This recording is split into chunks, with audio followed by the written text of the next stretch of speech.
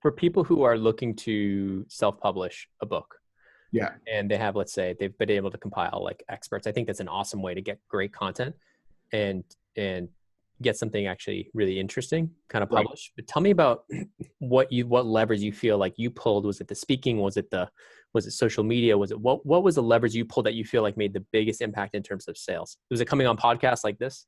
Yeah, of course. This is going to be huge. I think it's more the virtual assistants and kind of them. I figured out that universities wanted this topic to be discussed kind of internally as well, is that they had a lot of the big firms coming in to recruit, but nobody was really asking students what it is that you like to do. How do you figure that out? How does someone navigate that process?